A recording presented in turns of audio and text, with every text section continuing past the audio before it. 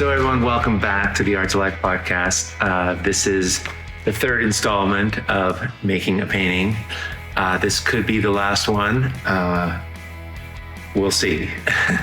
So it's all about finishing, but it's far from finished. So I'm coming in here and I've worked on this a bit, and I am going to, this will probably be a longer session. You won't realize it, but if you watch the video of this podcast, there'll probably be sped up sessions, of when I'm working on this, because it will take me more than 40 minutes to finish this. So I thought what I would do is share with you a little bit about, at this stage, what I'm doing. And then as I go further along, I'll share with you as I start to finish things, because I think that's it's a big question for people. How do you finish something? How do you know when it's finished? All of that.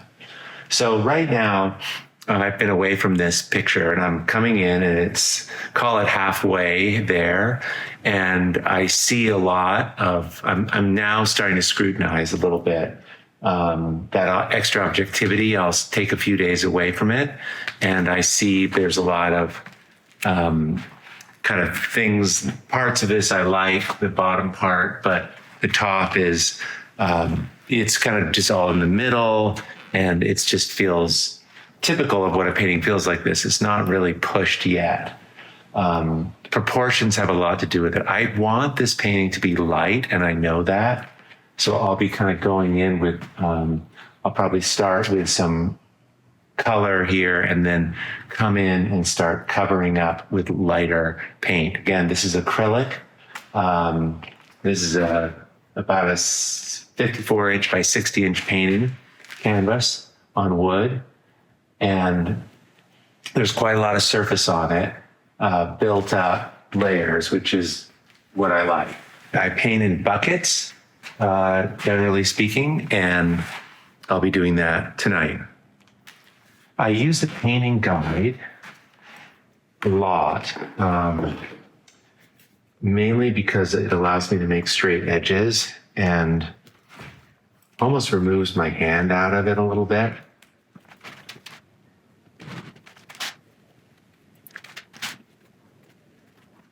I'm still adding colors and arbitrary colors.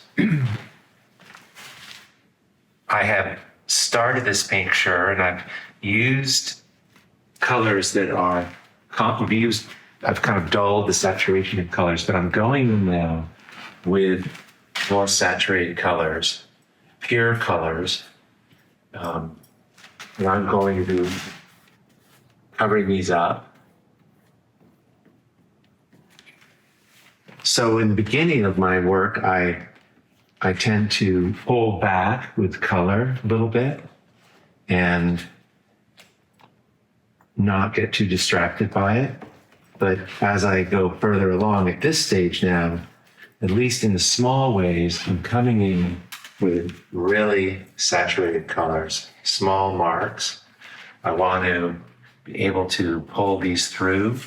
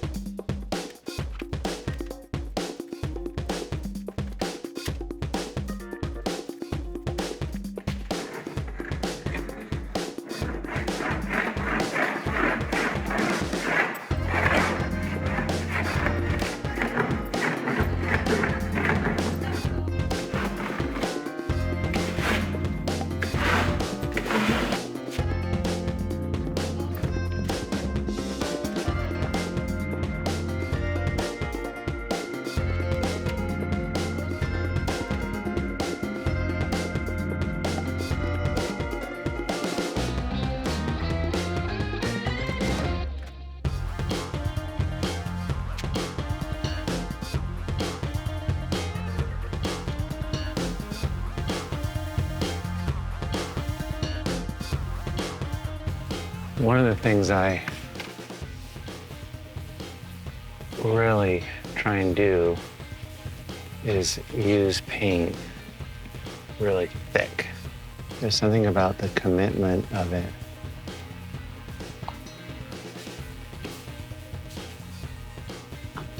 that makes it strong. There's a tension that comes from painting what was dark, making it light. So again, to start if I know I want a picture that's going to be light, I start in the dark. It's those contrasts, that's where the interest for me anyway comes.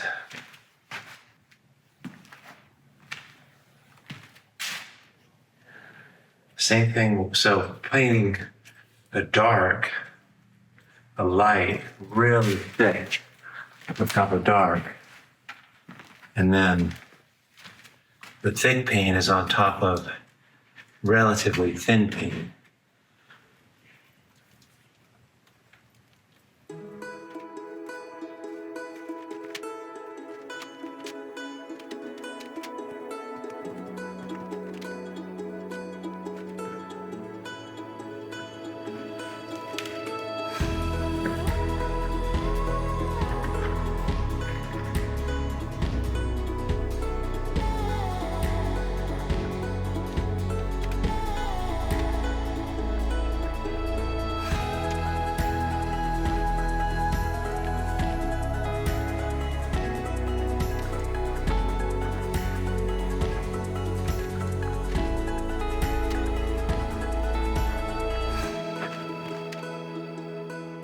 I have this painting in this pretty high contrast. I'm working from the background forward now, and I'm getting the surface on the background, opening that up, and I'm working in the back. And then I adjust things as they come on to the surface of that. So in a sense, I'm going back to the beginning of the painting, and creating the surface, creating the background that I want. And of course it throws out all the proportions and the values, and but I'm really focused on what is happening in the background, and then I will adjust these things, start editing these things, these shapes and things that are in the foreground, holding back as long as I can from worrying about the foreground.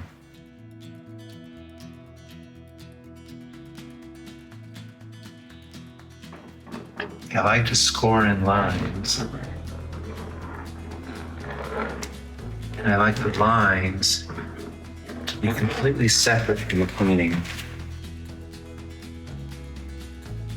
Almost like drawing allows me to reacquaint myself with painting, going to all the places.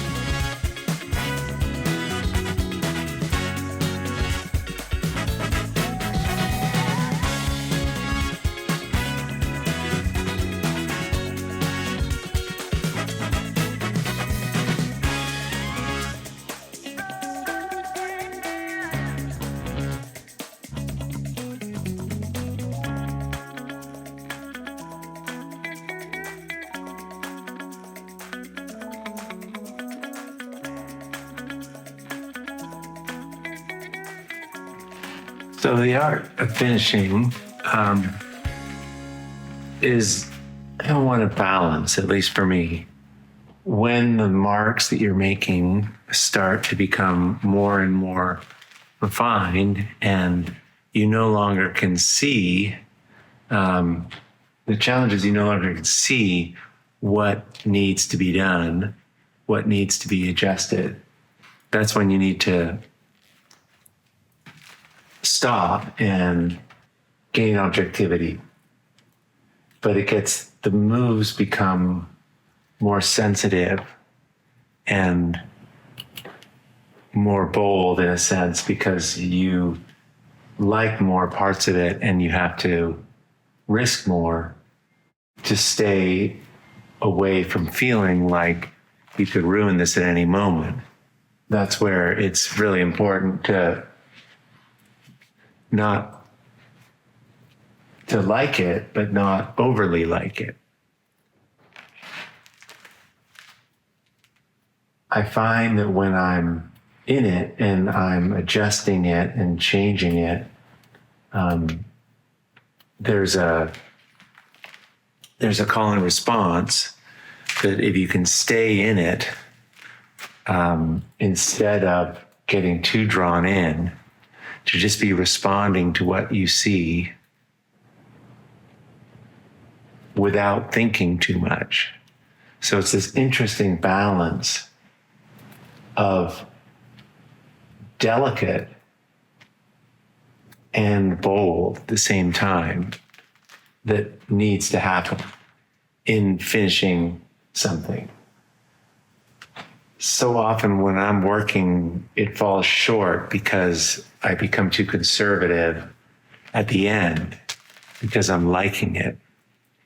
That's something that I just really fight against. Working on the back first, working in the background.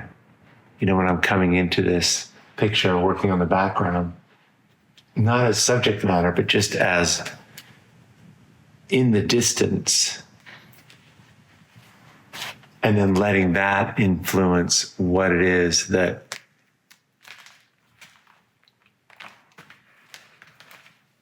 is affected on the foreground, because that will change depending on what happens in the background.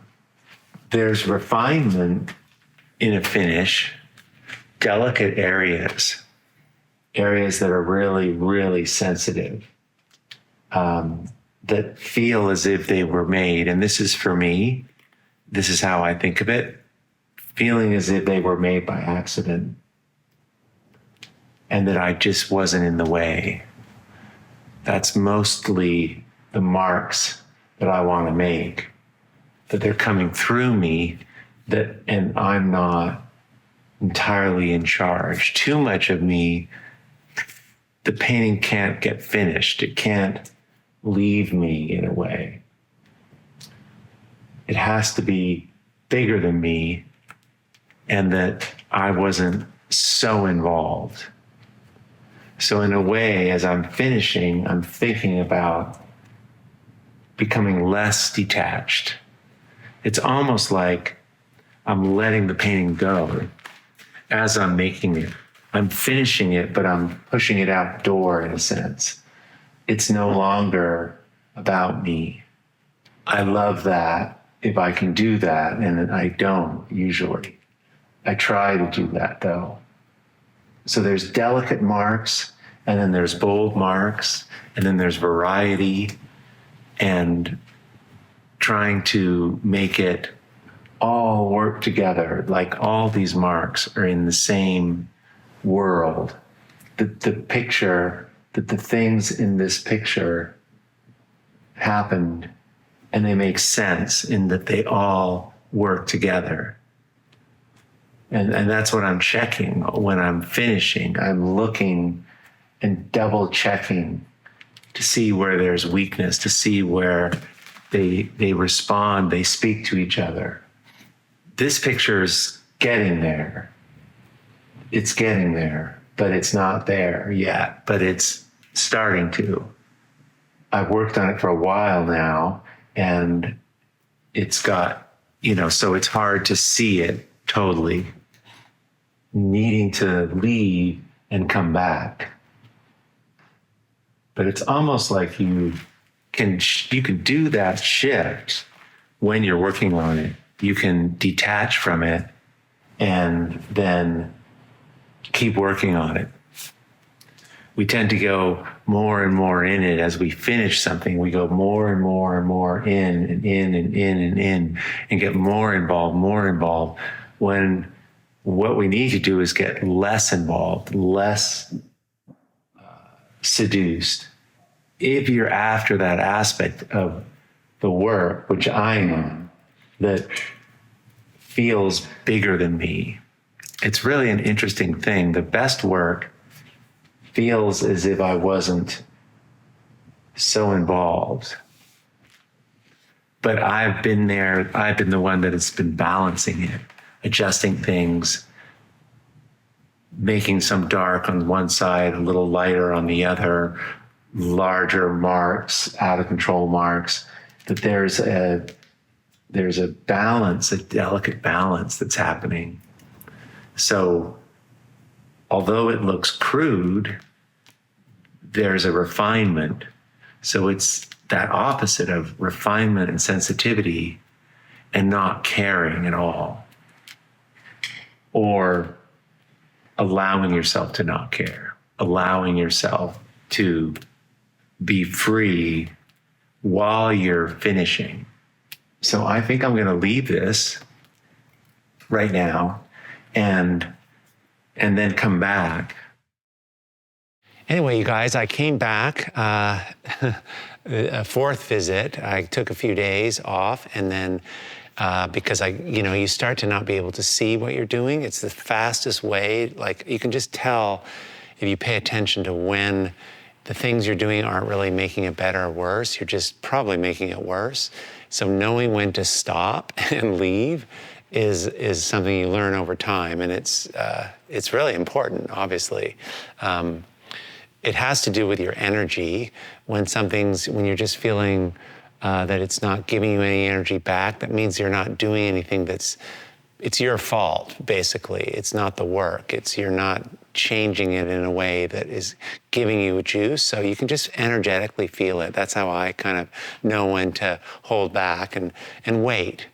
And sure enough, I come back, and the things that were bothering me about this picture at the time, I felt like that orange was too bright, and I don't feel that now at all. I'm liking what's going on in some areas, and I want to increase some things and adjust some things. So I'm going to now take a few minutes and adjust things. This is the final stage of the work, when you're just fine-tuning it and you're fresh, and you can add little details and subtle color shifts. Now, I might end up changing this whole painting, but probably not. I'm pretty happy with it, and I'm looking for things where I can accentuate things, push things down, bring things up, and so I'm going to do that right now. And I tend to definitely look in here for what I'm liking, and one area I'm liking is this down here, and so I'm going to kind of draw some things back into there. I'm going to bring up a little bit of color.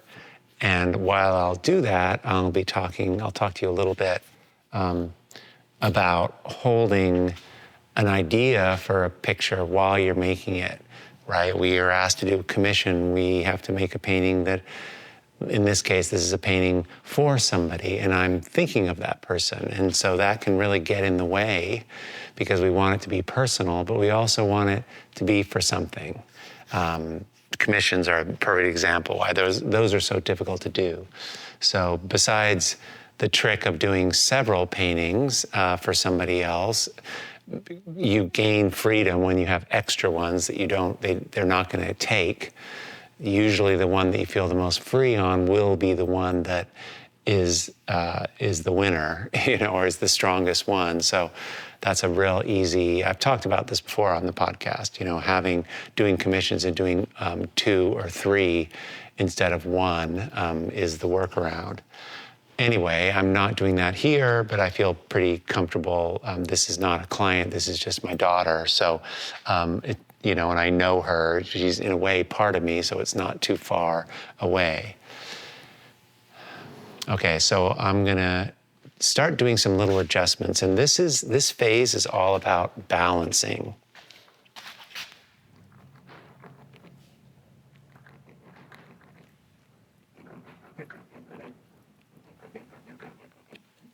By the way, before you didn't see it and I didn't do it on the video, but I sealed this whole painting with a layer of gloss medium. And I will do that during the painting process several times. I don't think I've done that when the video's been running. Most of the painting was done in front of a video camera, but I came in and put some, and the reason I do that is to kind of seal it and hold all the pencil. It also increases value contrast a little bit, and that's a good thing. Also, the nature of acrylic is that it doesn't, it's kind of transparent. It's the one thing I don't really like about it. And it takes a few coats to really get it solid. So I'm gonna come back in on some of these paints, some of these colors, and adjust them. And eventually this will all get a sealed again. And then the whole picture, the finish that I like to use is I will rub cold wax on all of this painting and then let that dry, and then I will buff it, polish it. So it's got kind of what I call a river stone, beach stone finish. It's got a satiny kind of luster to it, but not super shiny. I'm working on the subtleties, right? I'm working on, in the Creative Visionary program, I talk about the quiet conversation, the parts of the picture that are more subtle. And there's the loud conversation, which is the more bolder aspects of the work, and then there's the quieter, and both have to be good. So that's what I'm working on now.